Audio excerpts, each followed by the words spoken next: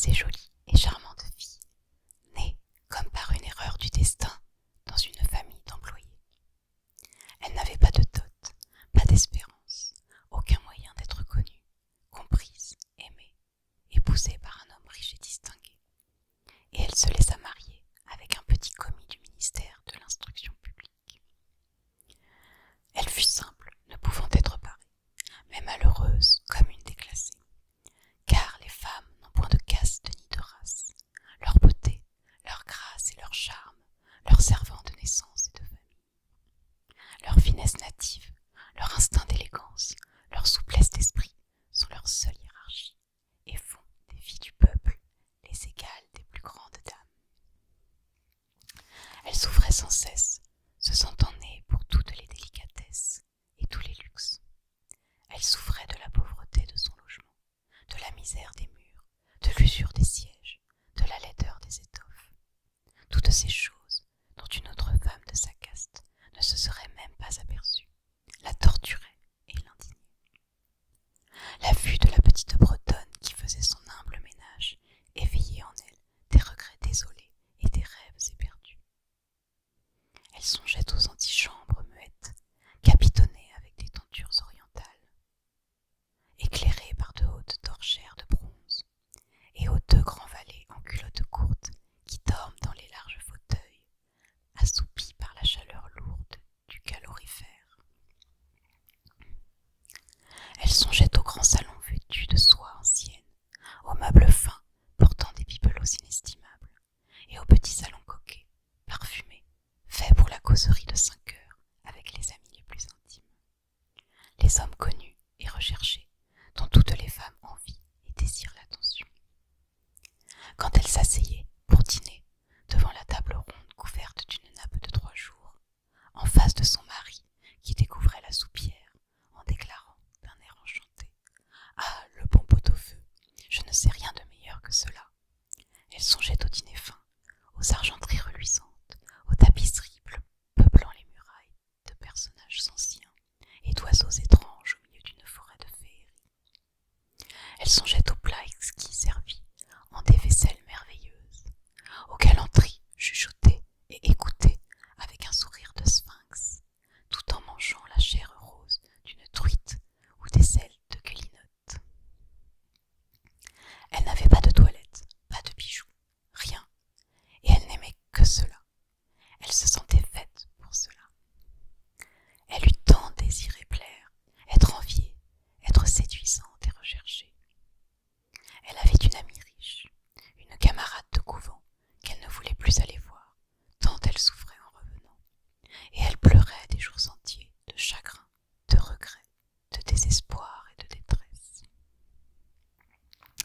Or, un soir, son mari rentra, l'air glorieux, et tenant à la main une large enveloppe. « Tiens, dit-il, voici quelque chose pour toi. » Elle déchira vivement le paquet et en tira une carte imprimée qui portait ces mots. Le ministre de l'Instruction publique et Madame Georges Ramponneau prirent Monsieur et Madame Loisel de leur faire l'honneur de venir passer la soirée à l'hôtel du ministère le lundi 18 janvier. Au lieu d'être ravie, comme l'espérait son mari, elle jeta avec dépit l'invitation sur la table, murmurant « Que veux-tu que je fasse de cela ? Mais, ma chérie, je pensais que tu serais contente. Tu ne sors jamais, et c'est une occasion, cela, une belle. J'ai eu peine à obtenir.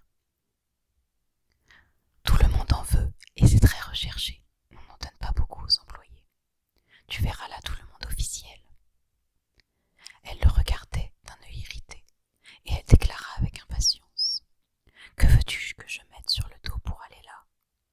Il n'y avait pas songé, il balbutia. « Mais la robe avec laquelle tu vas au théâtre, elle me semble très bien à moi. » Il se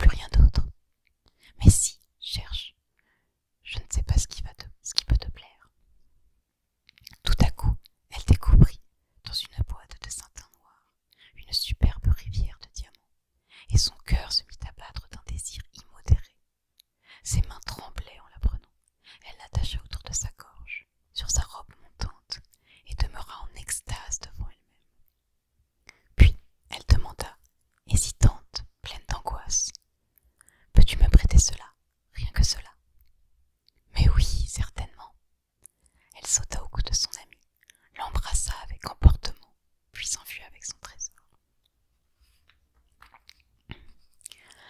Le jour de la fête arriva. Madame Loisel eut un succès. Elle était plus jolie que toutes, élégante, gracieuse, souriante et folle de joie. Tous les hommes la regardaient, demandaient son nom, cherchaient à être présentés. Tous les attachés du cabinet voulaient valser avec elle. Le ministre la remarqua. Elle dansait avec ivresse, avec emportement, grisée par le plaisir, ne pensant plus à rien, dans le triomphe de sa beauté, dans la gloire de son succès, dans une sorte de nuage de bonheur, fait de tous ses hommages, de toutes ses admirations, de tous ses désirs éveillés, de cette victoire si complète et si douce au cœur des femmes. Elle partit vers 4 heures du matin. Son mari, depuis minuit, dormait dans un petit salon désert, avec 3 autres messieurs dont les femmes s'amusaient beaucoup. Il lui jeta sur les épaules les vêtements qu'il avait apportés pour la sortie, modestes vêtements de la vie ordinaire, dont la pauvreté jurait avec l'élégance de la toilette de bal. Elle le sentit et voulut s'enfuir, pour ne pas être remarquée par les autres femmes qui s'enveloppaient de riches fourrures. Loisel la retenait. « Attends donc, tu vas attraper froid dehors, je vais appeler un fiacre. » Mais elle ne l'écoutait point et descendait rapidement l'escalier. Lorsqu'ils furent dans la rue, ils ne trouvèrent pas de voiture et ils se mirent à chercher, criant après les cochers qui voyaient passer de loin. Ils descendaient vers la Seine, désespérés, grelottant. Enfin, ils trouvèrent sur le quai un de ces vieux coupés noctambules qu'on ne voit dans Paris que la nuit venue, comme s'ils eussent été honteux de leur misère pendant le jour. Il les ramena jusqu'à leur porte, rue des Martyrs, et ils remontèrent tristement chez eux. C'était fini, pour elle, et il songeait, lui, qu'il lui faudrait être au ministère à 10 heures.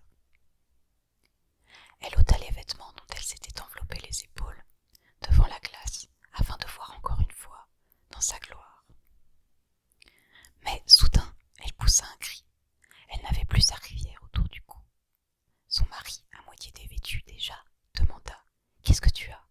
Elle se tourna vers lui, affolée. « Je n'ai plus la rivière de Madame Forestier. » Il se dressa, éperdu. « Quoi ? Comment ? Ce n'est pas possible. » Et ils cherchèrent dans les plis de la robe, dans les plis du manteau, dans les poches, partout.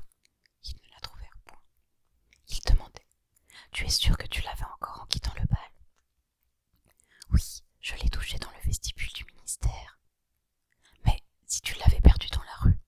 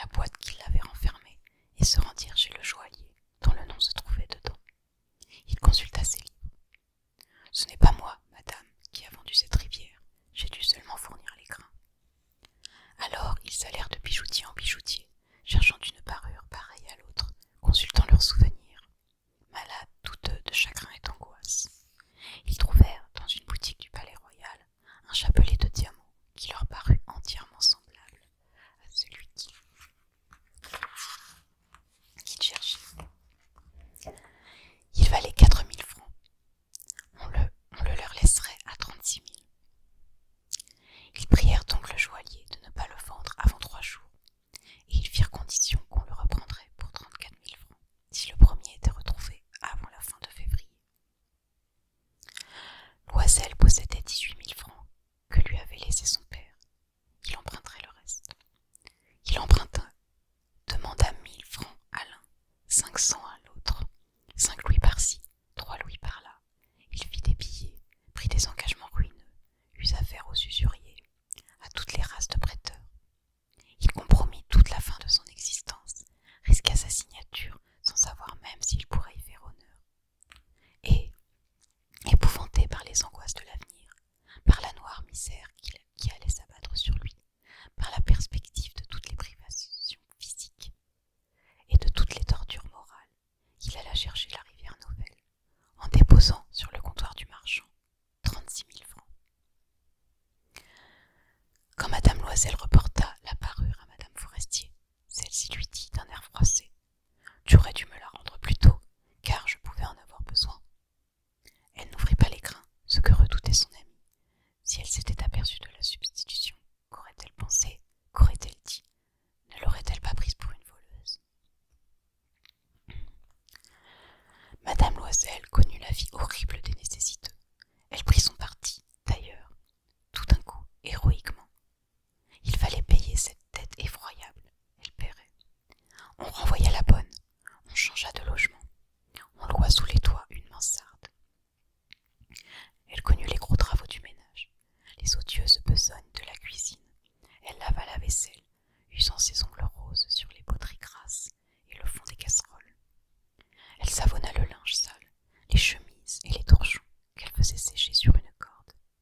Elle descendit à la rue, chaque matin, les ordures, et monta l'eau, s'arrêtant à chaque étage pour souffler.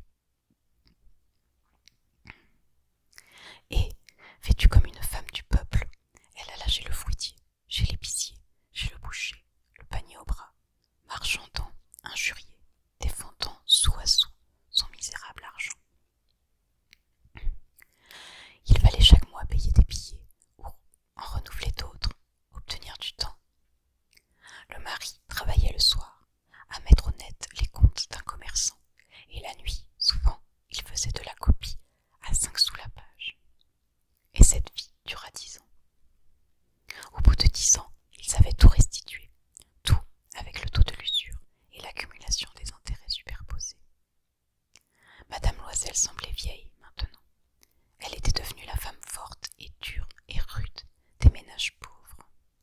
Mal peignée, avec les jupes de travers et les mains rouges, elle parlait haut, lavait à grande eau les planchers, mais parfois, lorsque son mari était au bureau, elle s'asseyait auprès de la fenêtre, et elle songeait à cette soirée d'autrefois, à ce bal où elle avait été si belle et si fêtée. Que serait-il arrivé si elle n'avait pas perdu cette parure? Qui sait, qui sait? Comme la vie est singulière, changeante, comme il faut peu de choses pour vous perdre ou vous sauver. Or, un dimanche, comme elle était allée faire un tour aux Champs-Élysées pour se délasser des besognes de la semaine, elle aperçut tout à coup une femme qui promenait un enfant. C'était Madame Forestier, toujours jeune, toujours belle, toujours séduisante. Madame Loisel se sentit émue. Allait-elle lui parler? Oui, certes, et maintenant qu'elle l'avait payé, elle lui dirait tout. Pourquoi pas? Elle s'approcha. Bonjour, Jeanne. L'autre ne la reconnaissait point, s'étonnant d'être appelée aussi familièrement par cette bourgeoise. Elle balbutia. Mais, madame, je ne sais, vous devez vous tromper. Non, je suis Madame